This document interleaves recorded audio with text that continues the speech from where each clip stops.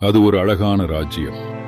சுற்றிலும் கடல் மலைகள் சூழ்ந்து பார்ப்பதற்கே பலருக்கும் பிடிக்கும். அந்த ராஜ்யத்தில் அலெக்சாண்டர் என்ற இளவரசன் இருந்தான்.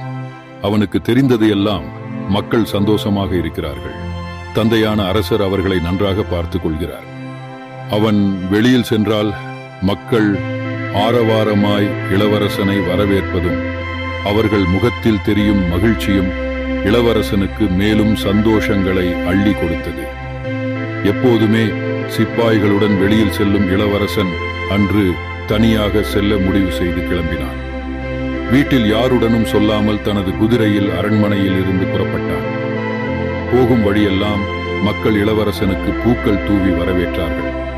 அவனுக்கு அவன் நாட்டின் மீதும் மக்கள் மீதும் கர்வம் ஏற்பட்டது. தனது நாடு இருக்கும் செழிப்பை கண்டு வியந்து சென்று கொண்டே இருந்த அவன் பாதை மாறி ஒரு காட்டுக்குள் சிக்கிக் கொண்டான். ஒரு அடர்ந்த காட்டுக்குள் எந்தவித சத்தமும் இல்லாமல் திசை தெரியாமல் திகைப்போடு நின்றான். யாரோ ஹம் பண்ணுவது போல அவன் காதுகளில் கேட்க குரல் வந்த திசையில் சென்றான். தூரத்தில் ஒரு பழைய அரண்மனை இருந்ததை பார்த்தான். மெதுவாக அங்கு செல்ல அந்த மெல்லிய குரல் ஓசை இன்னும் சத்தமாக கேட்டது. அருகில் சென்று பார்த்தால் அங்கு ஒரு பெண் இருந்தாள். அவள் அந்நாட்டின் இளவரசி என்று சொல்ல மக்கள் இல்லை, ஒரு சிப்பாய் இல்லை. அரண்மனையில் யாருமே இல்லாமல் தனியாக இருக்கிறாய் என்று இளவரசன் கேட்டான்.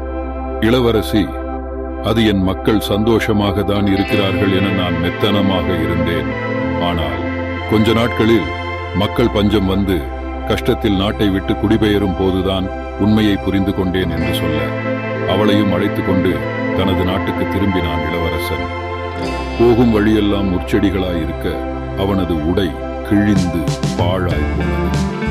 நாட்டிற்கு திரும்பும் போது ராஜ்யத்தின் இன்னொரு பகுதி வழியாக செல்ல நேர்ந்தது. அவன் பார்த்த ராஜ்யத்தில் இருந்த மக்களை விட இவர்கள் ஏழ்மையாக தெரிந்தார்கள். அந்த மக்கள் வாழும் இடம் மிகவும் மோசமான நிலையில் இருந்தது. இளவரசனை யாருக்கும் அடையாளமும் தெரியவில்லை. முக்கியமாக அவன் ராஜ உடைகள் கிழிந்து போனதால் அவன் உருவத்தை வைத்தும் அவர்களால் கண்டுபிடிக்க முடியவில்லை. இளவரசன் வெகு தொலைவில் பயணித்து வந்ததால் சோர்வாகவும் இருந்தான். அவனை பார்த்த மக்கள் பரிதாபப்பட்டு உணவளித்து அவனுடன் நேரத்தை செலவு செய்தார்கள். அப்போதுதான் இப்படியும் மக்கள் இருக்கிறார்கள், அவர்களுக்கு ராஜ்யத்தில் சில பிரச்சனைகள் இருப்பதையும் தெரிந்து கொண்டான். 2 நாட்கள் இந்த மக்களுடன் இருந்தான். மறுபடியும் ராஜ்யத்திற்கு கிளம்பினான். அவன் உடைகள் கிழிந்தாலும் மக்களுக்கு அவன் யார் என்று தெரிந்ததால் அவனை உற்சாகமாக வரவேற்றார்கள். அப்பொழுதுதான் அவனுக்கு புரிந்தது, மக்களை நாம் சரியாக சென்றடையவில்லை என்று. அவன் அழைத்து வந்த இளவரசியுடன் இளவரசனுக்கு திருமண ஏற்பாடுகள் செய்தனர். இளவரசி தான் செய்த தவறை இளவரசனுக்கு எடுத்து சொன்னாள். அவனுக்கு உதவிய அந்த மக்களுடன் தனது திருமணம் நடக்க முடிவு செய்தான்.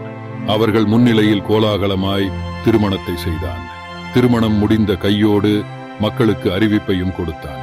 இனிமேல் ராஜ்யத்தில் இருக்கும் ஒவ்வொரு பகுதி மக்களையும் நேரில் வந்து பார்த்து 2 நாட்கள் தங்கி அவர்களின் தேவையை பூர்த்தி செய்வேன் என்றான். சொன்னதை தவறாமல் செய்தான். முன்பை விட ராஜ்யம் இன்னும் அழகாக மாறியது. இளவரசியுடன் சந்தோஷமாக வாழ்ந்தான் இளவரசன் அலெக்சாண்டர்.